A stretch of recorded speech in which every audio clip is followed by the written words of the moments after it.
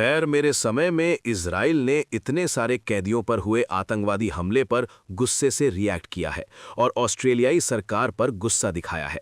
हमने एक बहादुर आदमी का एक्शन देखा जो एक मुस्लिम बहादुर आदमी निकला और मैं उसे सलाम करता हूं। इसने इन आतंकवादियों में से एक को बेगुनाह यहूदियों को मारने से रोक दिया। लेकिन इसके लिए आपकी सरकार के एक्शन की जरूरत है, जो आप नहीं कर रहे हैं और आपको करना ही होगा, क्योंकि इतिहास हिचकिचाहट और कमजोरी को माफ नहीं करेगा। वो वहां है। चलिए अब यूएस संवाददाता जॉनथन कीर्सली से लाइव बात करते हैं। वो लॉस एंजल्स में एक सिनेगॉग में थे। जॉनो, हमने यूएस प्रेसिडेंट से भी सुना है। उन्होंने क्या कहा? डोनाल्ड ट्रंप, सारा और कार्ल ने कुछ समय पहले व्हाइट हाउस में बात करते हुए बॉन्डी में पीड़ितों के प्रति अपनी संवेदना जताई, जिसे उन्होंने एक मुश्किल दिन बताया। उन्होंने हनुक्का के पहले दिन यहूदी अमेरिकियों से कहा कि वे जो है उसे सेलिब्रेट करें और गर्व से सेलिब्रेट करें। उन्होंने उस सिविलियन को भी एड्रेस किया जिसने बॉन्डी में एक गनमैन से फायर आर्म छीनने में कामयाबी हासिल की थी। ये एक अनोखी बहादुरी का काम था। कुछ समय पहले उन्होंने इस बारे में क्या कहा था, यहां बताया गया है। ऑस्ट्रेलिया में आपने शायद पढ़ा होगा कि ये असल में एक बहुत बहुत बहादुर इंसान था जो जाकर एक शूटर पर सामने से हमला किया और बहुत सारी जानें बचाईं। बहुत बहादुर इंसान जो अभी हॉस्पिटल में है और बहुत बुरी तरह घायल है। तो मेरे मन में उसकी बहुत इज्जत है। यार, उसने ऐसा किया। डिप्लोमैटिक फ्रंट पर यहां यूनाइटेड स्टेट्स और दुनिया भर से डोनाल्ड ट्रंप के secretary of state Marco Rubio की तरफ से रिएक्शन की लहर आई है। उन्होंने पोस्ट किया, एंटी सेमिटिज्म की इस दुनिया में कोई जगह नहीं है।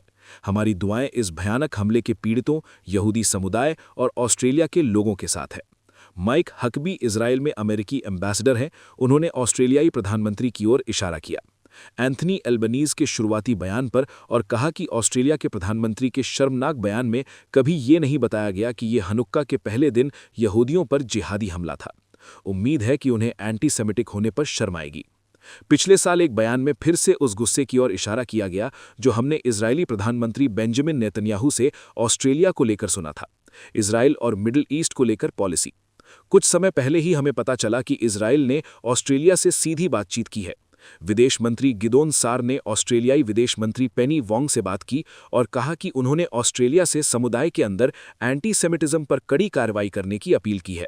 साथ ही उन्होंने नदी से समुद्र तक इंतिफादा को ग्लोबल बनाने जैसी मांगें भी की हैं। फिलिस्तीन आज़ाद होगा और आईडीएफ को मौत देना जायज़ नहीं है, ये बोलने की आज़ादी का हिस्सा नहीं है। और इससे आज जो हमने देखा वो ज़रूर होगा। साफ है कि इजराइल में गुस्सा साफ दिख रहा है।